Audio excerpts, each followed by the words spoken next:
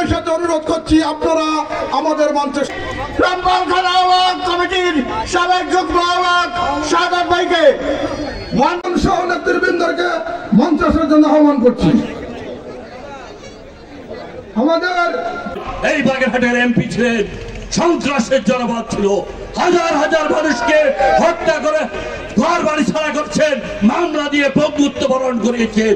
অসংখ্য মানুষের রক্তের উপর দিয়ে দাঁড়িয়ে আমরা ফাঁসিবাদের বিরুদ্ধে লড়াই সংগ্রাম করেছি।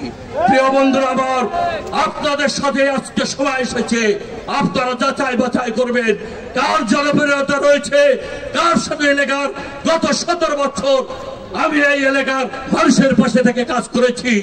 গরিব কৃষক দরিদ্র মানুষের পাশে, ছাত্রদের বৃত্তি দিয়ে মেডিকেল ক্যাম্প করে কৃষকদের পাশে দাঁড়িয়ে, হিন্দু বৌদ্ধ খ্রিস্টানদের পাশে দাঁড়িয়ে, গরিব ছাত্র ছাত্রীদের বৃত্তি দিয়ে মেডিকেল ক্যাম্প করে, মুক্তিযোদ্ধাদেরকে সাহায্য করে প্রত্যেকটি শ্রেণী পেশার মানুষের কল্যাণে গত 17 বছর এই মঞ্চে যারা বসে রয়েছে তাদেরকে নিয়ে জনগণের কল্যাণে আমরা কাজ করে জনপ্রিয়তা রাষ্ট্র মেরামতের জন্য, কল্যাণমূলক রাষ্ট্র প্রতিষ্ঠার জন্য আমাদের এলাকায় সন্ত্রাস মুক্ত, নৈরাজ্য, দুর্নীতি, মাদক মুক্ত উন্নয়নের একটি জনপদ, যেখানে মানুষের কর্মসংস্থান থাকবে, উন্নয়ন, উৎপাদন, সমৃদ্ধির যে রাজনীতি, সেই প্রতিষ্ঠার লক্ষ্যে প্রত্যেকটি মানুষের, হিন্দু বৌদ্ধ খ্রিস্টান, প্রতিটি নাগরিকের নিরাপত্তা নিশ্চিত।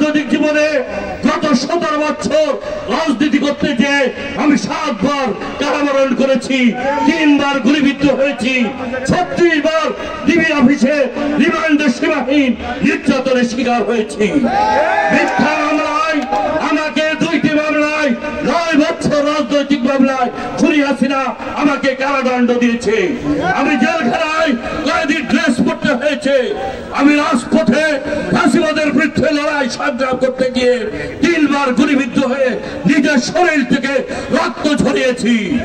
আমি যখন কারাগার থেকে মুক্ত হওয়ার পর, আমার স্ত্রী মারা যাওয়ার পর আমি জানাজায় যেতে পারিনি। আমার আপন ভাইয়ের মৃত্যুর পর আমি কেন্দ্রীয় কারাগারে কাশিমপুরে আমাকে মুক্তি দেওয়া হয়নি। আপন খালা মারা যাওয়ার পর আমি কেন্দ্রীয় কারাগারে, আপনার কেরানীগঞ্জ কেন্দ্রীয় কারাগারে আমাকে মুক্তি দেওয়া হয়নি। আমাকে রিমান্ডে সীমাহীন নির্যাতন, নিপীড়ন চালানো হয়েছে। আমি একচুলো জাতীয়তাবাদী আদর্শের পতাকা থেকে বিচ্যুত হয় নাই এবং হবও না। মিছিল সহকারে আমাদের মাঠে প্রবেশ করেছে, আমরা করতালি দিয়ে তাদেরকে স্বাগত জানাই। আমরা করতালির মাধ্যমে থানা শ্রমিক দলকে রহমান ফাউন্ডেশনের অন্যতম পরিচালক, রামপাল মংলার গণমানুষের, রামপাল উপজেলা বিএনপির নির্বাচিত সাধারণ সম্পাদক এবং সংগঠক এবং 33 বার যিনি জেলে 33টি মামলা যিনি খেয়েছেন, 6 বার গ্রেপ্তার হয়েছেন, 3 বার গুলিবিদ্ধ হয়েছেন, 2টি মামলায় সাজাপ্রাপ্ত হয়েছেন। আজকের এই